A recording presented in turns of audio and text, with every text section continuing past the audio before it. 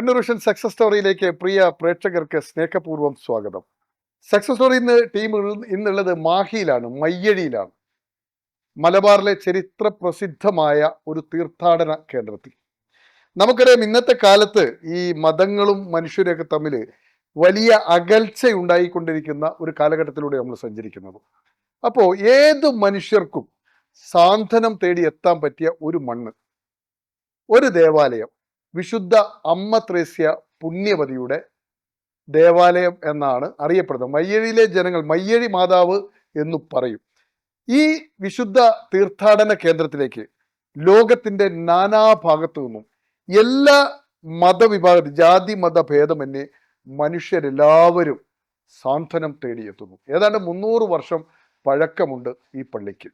അപ്പോൾ നമുക്ക് ഈ മാഹി പള്ളി, ഇപ്പോൾ നമ്മൾ അതിനകത്ത് വേറൊരു പ്രത്യേകത കൂടിയുണ്ട്. മലബാറിലെ ആദ്യത്തെ ബസലിക്ക. നമ്മൾ പള്ളിന്ന് സാധാരണ കേൾക്കലുണ്ട്, മലബാറുകാർക്ക് ബസലിക്ക എന്താണെന്ന് കേൾക്കുന്നത് മാഹി സെന്റ് തെരേസാസ് ദേവാലയം ബസലിക്കയായി ഉയർന്നപ്പോഴാണ്. അപ്പോൾ എങ്ങനെയാണ് ഈ ബസലിക്കയായി ഈ പള്ളി മാറുന്നത്? പള്ളിയുടെ ഉത്സവങ്ങൾ, ഇതിൻ്റെ ഈ തിരുനാൾ മഹോത്സവങ്ങളുടെ സ്വഭാവം, ഇതിൻ്റെ ഇപ്പോഴത്തെ ഈ പള്ളിയുടെ വൈദികൻ, സാധാരണ നമ്മൾ അച്ഛൻ വികാരി എന്നൊക്കെ പറയാം, പക്ഷേ ബസലിക്ക ആവുമ്പോൾ ഇതിൻ്റെ പുരോഹിതൻ്റെ പോസ്റ്റ് റെക്ടർ എന്നാകും. ഇതിൻ്റെ റെക്ടറായി ഇപ്പോൾ ഉള്ളത് ഫാദർ സെബാസ്റ്റ്യൻ കാരക്കാട്ടാണ്. അദ്ദേഹം അങ്ങ് ആലപ്പുഴയിൽ നിന്ന്, നമ്മൾ പെട്ടെന്ന് മലബാറുകാർക്ക് ഓർമ്മ വരുക VS-ൻ്റെ മണ്ണിൽ നിന്ന്, മാരാരിക്കുളത്ത് നിന്ന് എത്തിയ ഒരാളാണ്. 25 വർഷം പിന്നിടുന്നു അദ്ദേഹത്തിൻ്റെ വൈദിക ജീവിതം. അപ്പോൾ നമുക്ക് ഈ വൈദികനെ അറിയണം, മാഹി പള്ളിയെ അറിയണം, ബസലിക്കയെ അറിയണം, മനുഷ്യരെ ചേർത്തു പിടിക്കുന്ന ഈ പള്ളിയുടെ ചരിത്ര പശ്ചാത്തലത്തിലൂടെ സഞ്ചരിക്കണം. പ്രേക്ഷകർക്കും ഒപ്പം ഫാദർ സെബാസ്റ്റ്യൻ കാരക്കാട്ടിനും സക്സസ് സ്റ്റോറിയിലേക്ക് സ്വാഗതം.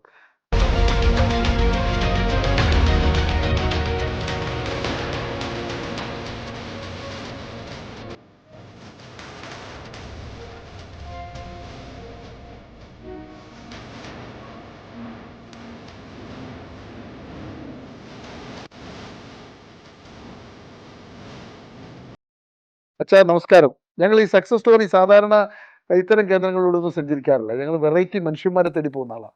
പക്ഷേ ഇന്നത്തെ കാലത്ത് മാഹി പള്ളിയുടെ ഒരു യശസ് ഉയരുന്നത് എങ്ങനെയാണ്? ഏത് മനുഷ്യനും വരാവുന്ന, ഏത് മതസ്ഥർക്കും വരാവുന്ന, ഏതൊരാൾക്കും സങ്കടങ്ങൾ പങ്കുവെക്കാവുന്ന ഒരു അമ്മയുടെ മടിത്തട്ട്. അതുകൊണ്ടാണ് ഞങ്ങൾ ഈ പള്ളിയിലേക്ക് എത്തിയിട്ടുള്ളത്. ഈ പള്ളിയുടെ ചരിത്ര പശ്ചാത്തലത്തിലൂടെ ഒന്ന് സഞ്ചരിക്കാൻ. അങ്ങനെ സഞ്ചരിക്കുമ്പോൾ ആദ്യം താങ്കളെ അറിയണമല്ലോ. ആരാണ് താങ്കൾ? ബസലിക്കയിലെ റെക്ടറായി താങ്കൾ ചുമതലയേറ്റിരിക്കുന്നു. എവിടെയാണ് താങ്കളുടെ ജനനം? നമുക്ക് അവിടെ നിന്നല്ലേ തുടങ്ങേണ്ടത്. ഒരാള് ജനിച്ചെടുത്തുനിന്ന് തുടങ്ങിയാലേ യാത്ര സുഗമമാവുകയുള്ളൂ. പ്ലീസ്, എവിടെയാണ് താങ്കൾ ജനിക്കുന്നത്? ഞാൻ ജനിച്ചിരിക്കുന്നത് ആലപ്പുഴ ജില്ലയിലെ മാരാരിക്കുളം എന്ന പ്രദേശത്ത് എന്ന് പറഞ്ഞാൽ VS-ന്റെ മണ്ണ്. കാരണം എന്താ വെച്ചാൽ കേരളം ലോക കമ്മ്യൂണിസ്റ്റ് നേതാക്കളിൽ ആളുകളുടെ മനസ്സിൽ നിറഞ്ഞു നിൽക്കുന്ന ഒരു വ്യക്തി. യെസ്. മാതാപിതാക്കൾ വർഗീസ്, എൻ്റെ അപ്പയുടെ പേര്, അമ്മ സെലിൻ. എത്ര മക്കളാണ് നിങ്ങൾ? ഞങ്ങള് 6 മക്കളാണ്. താങ്കൾ എത്രാമത്തെ ആളാണ്? ഞാൻ 5ാമത്തെ ആളാണ്. എനിക്ക് താഴെ ഒരു അനിയനുണ്ട്. എത്ര പേര് അതിനകത്ത് ഈ ശുശ്രൂഷയിലേക്ക് വന്നിട്ടുണ്ട്? ഞാൻ മാത്രമേ. ഒരാൾ മാത്രം. ബാക്കിയുള്ളവരൊക്കെ എന്ത് ചെയ്യുന്നു? ബാക്കിയുള്ള സഹോദരങ്ങള് 3 സഹോദരങ്ങളാണ്. ഒരു 3-ല് 2 പേര് മരിച്ചുപോയി. ഇപ്പൊ ഒരു സഹോദരൻ ഉണ്ട്, നാട്ടിലുണ്ട്. പിന്നെ ഒരു സഹോദരിയാണ് മേലെയുള്ളത്. പിന്നെ ഒരു അനിയനുണ്ട്. അവർ 3 പേര് ബാക്കിയുണ്ട്. ഏത് മേഖലകളിലാണ്? ഏറ്റവും മൂത്ത ആള് ടൈലറായിരുന്നു. പിന്നെ സൗദിയിലായിരുന്നു. പിന്നെ അവിടുന്ന് ജോലിയൊക്കെ കഴിഞ്ഞ് വന്ന് പിന്നെ ചില രോഗങ്ങളൊക്കെ ആയിട്ടാണ് 2 വർഷം മുമ്പ് അദ്ദേഹം മരിച്ചത്. അതിന് താഴെയുള്ള ആള് സ്കൂളിലെ ക്ലർക്കായിട്ട് വർക്ക് ചെയ്യായിരുന്നു. അദ്ദേഹം പശ്ചാത്തലത്തിലേക്ക് എല്ലാവരും ഇങ്ങനെ ജോലി ചെയ്ത് ജീവിക്കുന്നവർ. ഒരാളാണ് ദൈവവിളി കേട്ട് വരുന്നത്. എവിടെയാണ് പ്രാഥമിക വിദ്യാഭ്യാസം? മാരാരിക്കുളത്തിലെ സെന്റ് അഗസ്റ്റിൻസ് ഹൈസ്കൂൾ. ഹൈസ്കൂൾ ആയതിനു ശേഷം 2ാമത്തെ ബാച്ചാണ് ഞാൻ അവിടെ. അപ്പോൾ അവിടെ ആ സ്കൂളിലെ ഒരേ സ്കൂളിൽ തന്നെയാണോ ഹൈസ്കൂൾ വിദ്യാഭ്യാസം പൂർത്തിയാക്കുന്നത്? എങ്ങനെയാണ് ആ കാലഘട്ടമൊക്കെ? കാരണം താങ്കൾ വരുന്നത് മാരാരിക്കുളത്ത് നിന്നാണ്, ഇപ്പോൾ മലബാറിൽ എത്തി നിൽക്കുന്നു. അതിനിടയിൽ പല ജില്ലകളിലൂടെയൊക്കെ സഞ്ചരിച്ച് വന്നിരിക്കുന്നത്. അപ്പോൾ പ്രാഥമിക വിദ്യാഭ്യാസ കാലഘട്ടം എങ്ങനെയായിരുന്നു? വളരെ, അന്നത്തെ കാലഘട്ടം എന്ന് പറഞ്ഞാൽ വളരെ മനസ്സിന് എപ്പോഴും ഒരു സന്തോഷം നിറഞ്ഞ ഓർമ്മകളാണ് സ്കൂൾ കാലഘട്ടം. ഇന്നത്തെ കാലഘട്ടത്തെ പോലെ കമ്മ്യൂണിക്കേഷൻ സിസ്റ്റമോ മൊബൈലുകളോ ഒന്നും ഇല്ലാതെ നാട്ടും പുറത്തെ ഒരു ജീവിതം. കൂട്ടുകാരും അതുപോലെ തന്നെ അന്നത്തെ ചെറിയ ചെറിയ കുഞ്ഞു കുഞ്ഞ് നാട്ടും പുറത്തെ കളികളും ഒക്കെ ആയിട്ടൊക്കെ നന്നായിട്ട് കടന്നു പോകുന്ന ഒരു കാലഘട്ടം ഓർമ്മകളാണ് ഉള്ളത്. ആ നാടൊക്കെ ഇപ്പൊ ഒന്ന് മാറി. ഇപ്പൊ നമ്മളോട് ചെന്ന് കഴിഞ്ഞാൽ അന്നത്തെ നാടൊക്കെ പിന്നെ അന്നത്തെ മാറി. നാട് എങ്ങനെയുള്ള നാടായിരുന്നു? വെള്ളത്താൽ ചുറ്റപ്പെട്ട് കിടക്കുന്ന ഒരു വെള്ളവും പ്രദേശമാണോ? മഴയും ഉം. കയറുപിരി അങ്ങനെയുള്ള കാര്യങ്ങളൊക്കെ ആയിട്ട് സാധാരണ ജീവിക്കാൻ. അച്ഛനും അമ്മയ്ക്ക് എന്താ ജോലി ചെയ്തിരുന്നത്? അപ്പൻ മത്സ്യത്തൊഴിലാളിയായിരുന്നു. മത്സ്യത്തൊഴിലാളി. അമ്മ അമ്മ ഹൗസ് വൈഫായിരുന്നു. ആ. അത് തന്നെയായിരുന്നു. ഇന്ന് ആ സ്ഥലം എന്ന് പറയുന്നത് മാരാരിക്കുള്ള ഒരു ടൂറിസ്റ്റ് കേന്ദ്രമായി മാറി. ആ. ഒത്തിരി റിസോർട്ടുകൾ, ഹോം സ്റ്റേകളൊക്കെ ഉള്ള ഒരു സ്ഥലമായി മാറി. അന്ന് ഇതൊന്നും ഇല്ലാതിരുന്ന സാധാരണ നാടെന്ന് പറയുന്നത് ഇപ്പം മാരാരി ബീച്ച് എന്ന് പറയുന്നത് വളരെ പ്രസിദ്ധമാണ്. അവിടെയൊക്കെ വന്നു കഴിഞ്ഞാൽ ഒത്തിരി റിസോർട്ടുകൾ, ഹോം സ്റ്റേ ഒക്കെ മാറി. കാലം അത് നാട് മൊത്തം മാറി. നാട് മൊത്തം മാറിപ്പോയി. ഈ സ്കൂൾ വിദ്യാഭ്യാസം ഉള്ള കാലഘട്ടത്തിൽ ദൈവവിളി ഇത്തരം എന്തൊക്കെയായിരുന്നു ആ കാലഘട്ടത്തിലെ പ്രധാന ആക്ടിവിറ്റീസ്? സ്കൂൾ കാലഘട്ടം സാധാരണ ഡെയിലി എഴുന്നേറ്റ് ഒന്ന് സ്കൂളിൽ പോവുക, തിരിച്ചു വരിക, പിന്നെ വൈകുന്നേരം കൂട്ടുകാരായിട്ട് ഒന്ന് കളിക്കുക, അത്രയേ ഉള്ളൂ. അത്രയൊക്കെ ആയിട്ട് പോകുന്ന സാധാരണ നാട്ടുമ്പുറത്തെ ജീവിതം. എപ്പോഴാണ് ഒരു വൈദികനാകാനുള്ള മോഹം മനസ്സിൽ ഉദിച്ചത്? താങ്കൾക്കുണ്ടായ മോഹമാണോ അത് മാതാപിതാക്കൾക്കുണ്ടായ മോഹമാണോ താങ്കളെ വൈദികനാക്കിയത്? മാതാപിതാക്കൾ ഇവർ സംസാരിച്ചിട്ടേ ഇല്ല. ഞാൻ 10ാം ക്ലാസ്സിൽ പഠിക്കുന്ന സമയത്ത് ദൈവവിളി ക്യാമ്പിലേക്ക് വിളിക്കാൻ വേണ്ടിയിട്ട് വൈദിക സ്കൂളുകളൊക്കെ വരും. എൻ്റെ സ്കൂളിൽ വന്നു കഴിഞ്ഞപ്പോൾ ഒരു കർമ്മലീത്ത സഭക്കാരൻ വൈദികനാണ് വന്ന് പറഞ്ഞു കഴിഞ്ഞപ്പോൾ ഒരു ഉൾപ്രേരണയോളം ഞാൻ പറഞ്ഞൊക്കെ ഞാൻ വരാമെന്ന് പറയും. ഈ ദൈവവിളി എന്ന് പറഞ്ഞിട്ട് വരുന്ന ഈ സഭക്കാർ കുട്ടികളോട് വന്നിട്ട് എന്താ പറയുക? കാരണം ഇതെല്ലാം അറിയാനാണ് ഈ പ്രേക്ഷകര് ക്രൈസ്തവർ മാത്രമല്ല, എല്ലാ മനുഷ്യരും ഉണ്ടല്ലോ. അപ്പൊ ഇങ്ങനെ ഒരു സന്യാവസ്ഥ ജീവിതം ആഗ്രഹിക്കുന്നുണ്ടോ? വൈദികനാകാൻ ആഗ്രഹിക്കുന്നുണ്ടോ? ഇങ്ങനെ അച്ഛൻ വരും, ആ സഭയെ കുറിച്ച് പറയും. കർമ്മലീത്ത സഭ എന്താണ്, സഭയുടെ പ്രവർത്തനങ്ങൾ എന്താണ് എന്നൊക്കെ പറയും. യാദൃച്ഛെന്ന് ആ കർമ്മലീത്ത സഭയിലാണ് സമ്മത്രേസ്യ. കർമ്മലീത്ത സഭയുടെയും അതിന്റെ നവീകരണത്തിന് വേണ്ടിയൊക്കെ പ്രവർത്തിച്ച വലിയൊരു വ്യക്തിത്വമാണ് മത്രേസ്യ. ഈ വൈദികൻ ഇങ്ങനെ പറഞ്ഞു കഴിഞ്ഞപ്പോൾ ഞാൻ പറഞ്ഞു പേര് കൊടുക്കാൻ പറയും. ലാസ്റ്റായിട്ട് 10ാം ക്ലാസ് ആകുമ്പോഴേ പറയുന്നു. ഞാൻ ഓക്കെ പറഞ്ഞു, ഞാൻ പേര് കൊടുത്തു. എന്നെ 10 പാസ്സായി കഴിയുമ്പോൾ ഇവര് അന്വേഷിച്ച് വന്നു. അന്വേഷിച്ച് വന്ന് എന്നോട് ചോദിച്ചു, അന്ന് പേരൊന്നല്ല, ഇപ്പൊ ചേരാൻ താല്പര്യമുണ്ടോ എന്ന് ചോദിച്ചു. ഞാൻ അന്നും താല്പര്യമുണ്ടെന്ന് പറഞ്ഞു. പക്ഷെ യാദൃച്ഛികമെന്നോണം ആ സമയത്ത് എൻ്റെ മൂത്ത സഹോദരൻ്റെ ഒരു സുഹൃത്ത്, മൈക്കിൾ എന്ന അദ്ദേഹത്തിൻ്റെ പേര്, അദ്ദേഹം കോഴിക്കോട് മനോരമയിൽ വർക്ക് ചെയ്യായിരുന്നു. അദ്ദേഹം എന്നോട് പറഞ്ഞ്, ഈ സഹോദരൻ ഇങ്ങനെ പറഞ്ഞപ്പോൾ പറഞ്ഞ് കോഴിക്കോട് ചേരാൻ പറഞ്ഞു. ഞാൻ കൊണ്ടുപോയി ചേർക്കാന്ന് പറഞ്ഞു. അദ്ദേഹമാണ് എന്നെ കോഴിക്കോട് എത്തിക്കുന്നത്. രൂപതയിൽ എത്തിക്കുന്നത്. കോഴിക്കോട് രൂപതയിൽ ചേരാൻ പറഞ്ഞു. അതെന്തുകൊണ്ടായിരിക്കും അങ്ങനെ പറഞ്ഞിട്ടുണ്ടാവുക? അദ്ദേഹം ആ സമയത്ത് കോഴിക്കോട് തന്നെ വെസ്റ്റ് ഹിൽ പള്ളിയുമായിട്ട് ബന്ധപ്പെട്ടൊക്കെ പ്രവർത്തിക്കുന്ന ഒരാളായിരുന്നു ആ സമയത്ത്. അവിടെ ആ വെസ്റ്റ് ഹിൽ പള്ളിയോടനുബന്ധിച്ച് പ്രവർത്തിക്കുകയും വൈദികരായിട്ട് നല്ലൊരു കണക്ഷനൊക്കെ ഉണ്ടായിരുന്നു. അതന്നെ മാക്സിൽ പിതാവായിരുന്നു. അദ്ദേഹത്തിൽ നിന്നാണ് വൈദിക പട്ടം സ്വീകരിച്ചത്. 10ാം ക്ലാസ്സിൽ നിന്ന് തന്നെ വൈദിക പട്ടത്തിലേക്ക് പോയിരുന്നു അല്ലേ? പിന്നെയുള്ള അതിനുശേഷം ശരിക്കും പറഞ്ഞാൽ അതിനുശേഷം ഞാൻ ഈ മലബാറിലേക്ക് കണ്ണൂർ ജില്ലയിലേക്കാണ് വരുന്നത്. ഞങ്ങളുടെ മൈനസ് സെമിനാരി ധർമ്മടത്തായിരുന്നു. ധർമ്മടത്ത് മൈനസ് സെമിനാരി ഉണ്ടായിരുന്നു. ബ്രണ്ണൻ കോളേജിന്റെ ഒക്കെ ഓപ്പോസിറ്റ് സൈഡിലേക്കിട്ടുണ്ട്. അവിടെ ഞങ്ങൾ പഠിക്കുന്നതൊക്കെ തന്നെ. സ്കൂൾ വിദ്യാഭ്യാസമൊക്കെ തുടർന്നുള്ള പഠനം അവിടെ നിന്നാണ് ഞങ്ങൾ പ്രീ ഡിഗ്രി. അന്നത്തെ ബ്രണ്ണൻ കോളേജിലല്ല, അതൊരു മഹാത്മാഗാന്ധി കോളേജാണ്, രാധാകൃഷ്ണ മാഷ്. അവിടെയാണ് ചേർന്നിട്ട് ഞങ്ങള് പാരാരിക്കുളത്തുനിന്ന് വന്ന് തലശ്ശേരിയിലെ മഹാത്മാ കോളേജ് രാധാകൃഷ്ണ ബസ് സ്റ്റാൻഡിന്റെ മുകളിൽ, തലശ്ശേരി ബസ് സ്റ്റാൻഡിന്റെ മുകളിൽ അവിടെ ഉണ്ടായിരുന്നു. അവിടെയാണ് പ്രീ ഡിഗ്രി ടച്ച് ഉണ്ട്. അങ്ങനെ തുടങ്ങുന്നത് പ്രീ ഡിഗ്രി അവിടെ പൂർത്തിയാകുന്നു. ആ സമയത്തേക്ക് മാഹിപ്പള്ളി പെരുന്നാളെന്ന് വെച്ചാൽ 2 വർഷം 86, 87, 88 ആ 2 വർഷമൊക്കെ നമ്മൾ പെരുന്നാളൊക്കെ ഇവിടെ വരുമായിരുന്നു. ആ സമയത്തൊക്കെ ആ സമയത്തിന്റെ ഓർമ്മയിൽ അന്ന് കുളങ്ങര അച്ഛനായിരുന്നു ഇവിടുത്തെ ഒരു ഫാദർ. കുളങ്ങരയായിരുന്നു വികാരി എന്ന് പറഞ്ഞാൽ 87 പ്രീ ഡിഗ്രി പഠിക്കുമ്പോൾ ഇവിടുത്തെ ഈ മാഹി തിരുനാളിന് വന്ന ആ ചെറിയ പയ്യനാണ് ഇന്ന് ഇവിടുത്തെ ബസിലിക്കയുടെ റെക്ടറായി. അതാണ് ഒരു നിയോഗം, ദൈവ നിയോഗം. അങ്ങനെ ഈ കോളേജ് വിദ്യാഭ്യാസം പ്രീ ഡിഗ്രി കഴിയുന്നു. അടുത്ത കാലം എങ്ങോട്ടാണ്? അടുത്ത പഠന കേന്ദ്രം എങ്ങോട്ടായിരുന്നു? പ്രീ ഡിഗ്രി കഴിഞ്ഞാൽ ഞങ്ങൾ മംഗലാപുരം സെയിൻറ്റ് ജോസഫ് സെമിനാരിയിലേക്കാണ് മറ്റ് ഹയർ സ്റ്റഡീസിന് വേണ്ടി പോകുന്നത്. അവിടെ ചെന്ന് കഴിഞ്ഞാൽ 1 വർഷം വീണ്ടും ഒരു ഓറിയൻറ്റേഷൻ കോഴ്സ് ഉണ്ട്. ആ ഓറിയൻറ്റേഷൻ കോഴ്സിന് ശേഷം പിന്നീട് ഞങ്ങൾ ഫിലോസഫിയും ഡിഗ്രി കോഴ്സും ഒരുമിച്ച് ചെയ്യും. അപ്പോൾ ആ ഡിഗ്രി മൈസൂർ യൂണിവേഴ്സിറ്റിയിൽ നിന്ന് ഡിഗ്രി എടുക്കും. പക്ഷേ ഡിഗ്രിക്ക് ശേഷം നമ്മൾ ഒരു വർഷം ബ്രേക്ക് ഉണ്ട്, അങ്ങനെ റീജൻസി എന്ന് പറയും. ഈ റീജൻസി എന്ന് പറഞ്ഞു കഴിഞ്ഞാൽ ഓരോ സ്ഥലത്ത് സേവനമാണോ? സേവനം, പള്ളി സേവനം ചെയ്തുകൊണ്ട് ഇതിനെ ഈ സഭാ പഠനത്തെക്കുറിച്ച്, സഭാ ജീവിതത്തെക്കുറിച്ച്, വൈദിക ജീവിതത്തെക്കുറിച്ച് മനസ്സിലാക്കുക, രൂപതയെ മനസ്സിലാക്കുക എന്നുള്ള മിഷൻ പ്രവർത്തനം മനസ്സിലാക്കിയത്. ഞാൻ യാദൃച്ഛ്യമായിട്ട് ആ സമയത്ത് ഈ 92 ഞാൻ പോകുന്നത് ആസാമിലേക്കാണ്.